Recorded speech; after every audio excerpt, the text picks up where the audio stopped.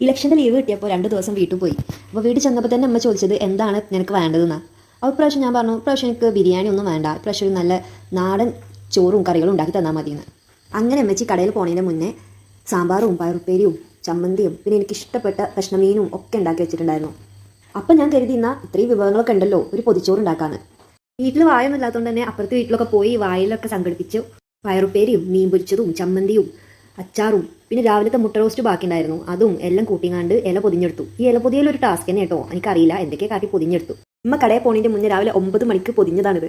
ഇത് തുറക്കുന്നത് ഉച്ചയ്ക്ക് 1 മണിക്കാണ്. ഇത്രയും നേരം വെച്ചിട്ട് ഒരു പൊതിച്ചോറ് ഞാൻ കഴിക്കുന്നത് ആദ്യമായിട്ടാണ്. എൻ്റെ അമ്മച്ചി ഉണ്ടാക്കിയത് കൊണ്ട് തന്നെ ആയിരിക്കും ഞാൻ കഴിച്ചതിൽ വെച്ച് ഏറ്റവും ബെസ്റ്റ് പൊതിച്ചോറ് ഇതായി.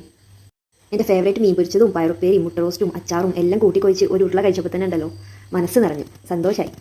മനോട് ഇന്ന് എനിക്ക് നാടൻ ചോറും കറികളും മതി എന്ന് പറഞ്ഞത് വളരെ നല്ല തീരുമാനമാണെന്ന് എനിക്ക് തോന്നി. അതുകൊണ്ട് എനിക്ക് ഇത്ര ടേസ്റ്റിൽ ഒരു പൊതിച്ചോറ് കഴിക്കാനായല്ലോ.